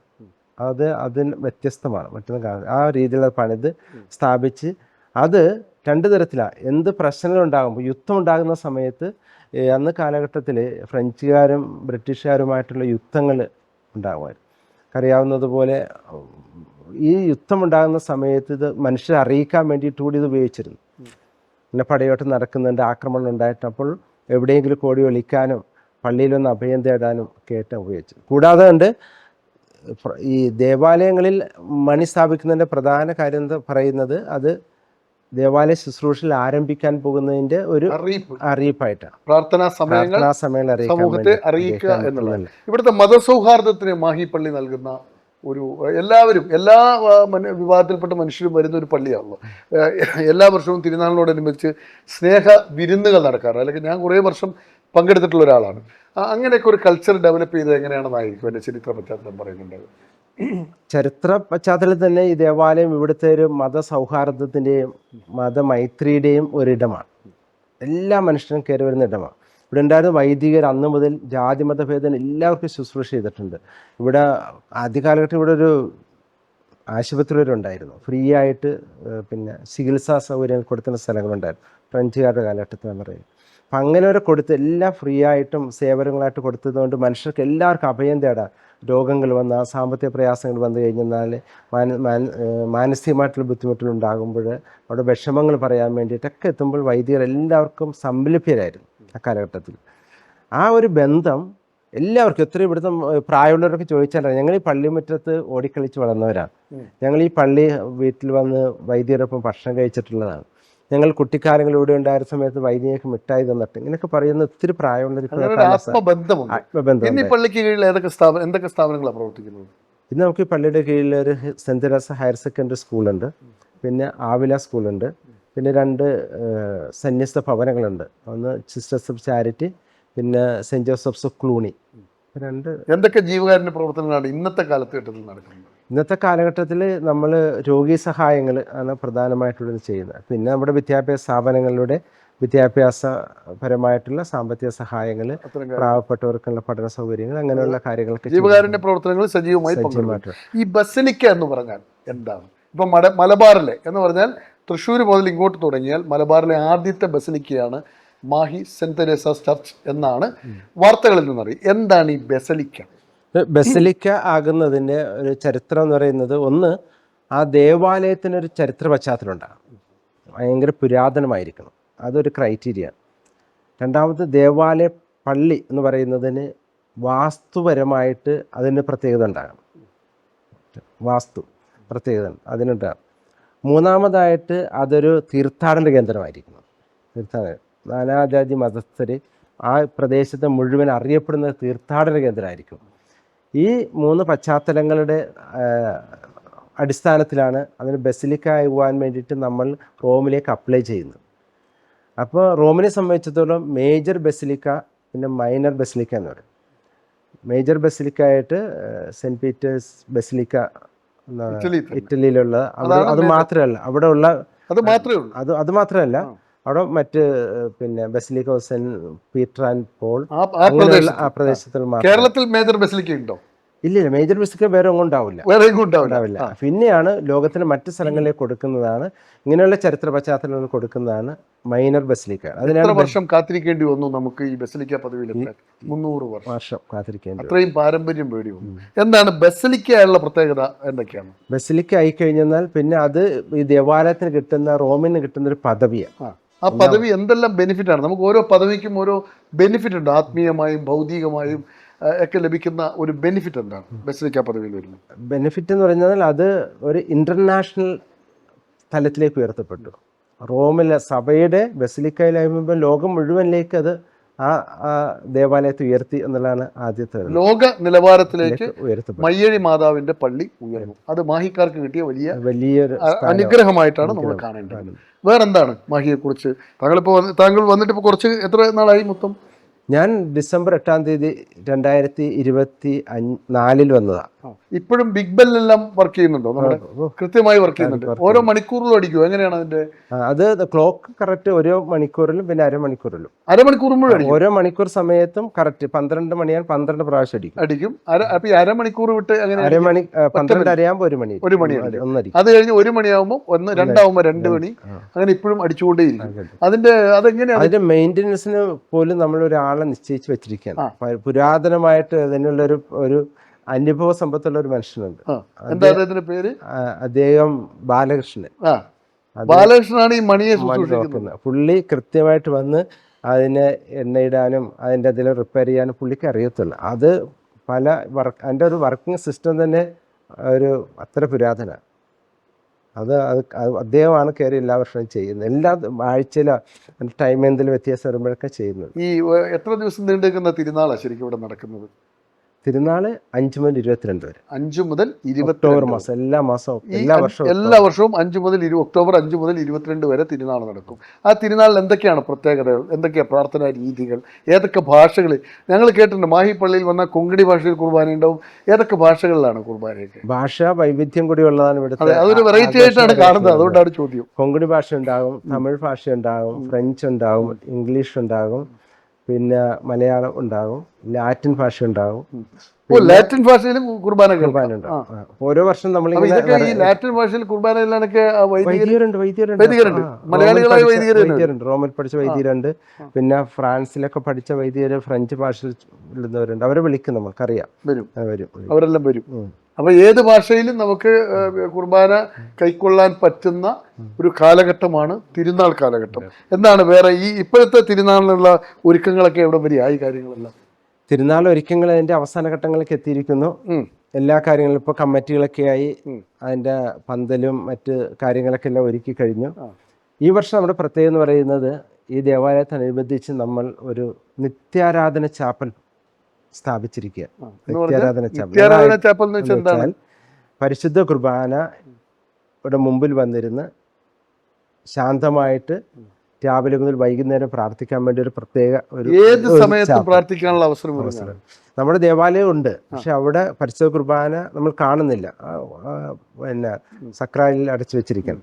ഇവിടെ നമ്മൾ കുർബാന എഴുന്നള്ളിച്ച് വെക്കും, അവിടെ മേശപ്പുറത്ത് വെച്ചിട്ട് അതിന് പ്രത്യേകം ശാന്തമായിട്ട് നമ്മൾ സംസാരിക്കും. ഈ ദേവാലയത്തിന് തൊട്ടുപുറയിലായി പുതിയ സംവിധാനം വന്നിട്ടുണ്ട്. ബസലിക്കയിന് ശേഷം ആദ്യത്തെ പെരുന്നാളാണോ ഇത്? ബസലിക്കയിന് ശേഷം രണ്ടാമത്തെ പെരുന്നാൾ. അതിനുള്ള ഒരുക്കങ്ങളെല്ലാം പൂർത്തിയായി അല്ലേ? യെസ്, നമ്മുടെ സമയം തീരുകയാണ്. പ്രേക്ഷകരെ, നമ്മൾ ഈ ഇന്നത്തെ കാലഘട്ടത്തിൽ മാഹി പള്ളി അല്ലെങ്കിൽ വിശുദ്ധ അമ്മ ത്രേസ്യ പുണ്യവതിയുടെ തിരുനാൾ എന്നൊക്കെ പറയുമ്പോൾ നമ്മൾ അതിനെക്കുറിച്ച് പ്രാധാന്യം കൊടുക്കണം, കൂടുതൽ പ്രാധാന്യം കൊടുക്കണം. കാരണം ലോകം മുഴുവൻ മനുഷ്യൻ മതത്തിൻ്റെ പേരിൽ തമ്മിലടിച്ചു മരിക്കുന്ന ഒരു കാലഘട്ടത്തിലാണ് നമ്മൾ ജീവിക്കുന്നത്. ഈ ആളുകൾക്ക് അങ്ങോട്ടും ഇങ്ങോട്ടും വെറുക്കാൻ ഒരു കാരണം മതമായി മാറുന്നു, ഒരു പ്രധാന കാരണം മതമായി മാറുന്നു എന്ന് ആശങ്കപ്പെടുന്ന നാളുകളിലൂടെ നമ്മൾ സഞ്ചരിക്കുന്നത്. ഇനി എത്ര കാലം ഇങ്ങനെ ഒരു വൈദികനും ഒരു നവാസിനും, ഞാനൊരു ഇസ്ലാം മത വിശ്വാസിയാണ്, വൈദികൻ ഒരു ക്രൈസ്തവ മത പുരോഹിതനാണ്, ഇങ്ങനെയൊക്കെ മനുഷ്യർക്ക് ഇരിക്കാൻ പറ്റുമോ എന്ന്, വരും കാലങ്ങളിൽ സാധിക്കുമോ എന്ന് ആശങ്കപ്പെടുന്ന ഒരു കാലഘട്ടത്തിലൂടെ സഞ്ചരിക്കുമ്പോൾ മാഹി പള്ളി പെരുന്നാൾ വെറൈറ്റിയാണ്. എല്ലാ മനുഷ്യർക്കും ഈ അമ്മയുടെ സന്നിധിയിലേക്ക് വരാം, സങ്കടങ്ങൾ പറയാം. ഇന്ന മതസ്ഥർക്ക് പ്രവേശനമില്ല, ഇന്ന ആളുകൾ ഇങ്ങോട്ട് വരരുത്, അവർ വന്നാൽ അത് കളങ്കപ്പെട്ടു പോകും എന്നു പറയാതെ എല്ലാവരെയും ചേർത്ത് പിടിക്കുന്ന പരിശുദ്ധ ദേവാലയമായ മാഹി സെന്റ് തെരേസസ് ദേവാലയം, മാഹിക്കാരുടെ മയ്യഴിപ്പള്ളി, ലോകത്തിലുള്ള മനുഷ്യർ മുഴുവൻ ആവില മാതാവിൻ്റെ തിരുസന്നിധിയിൽ നിന്നുകൊണ്ട്, വൈദികന്റെ ആസ്ഥാനത്ത് നിന്നുകൊണ്ട് ഞങ്ങൾ ഈ എപ്പിസോഡ് ഷൂട്ട് ചെയ്തിട്ടുള്ളത്. പ്രേക്ഷകരുടെ മുന്നിലേക്ക് മതസൗഹാർദ്ദത്തിന് വലിയ മാതൃകയായിക്കൊണ്ട് ഈ എപ്പിസോഡ് ഞങ്ങൾ സമർപ്പിക്കുകയാണ്. പ്രേക്ഷകർക്കും ഒപ്പം നമ്മുടെ റെക്ടർ അച്ഛനും നന്ദി, നമസ്കാരം.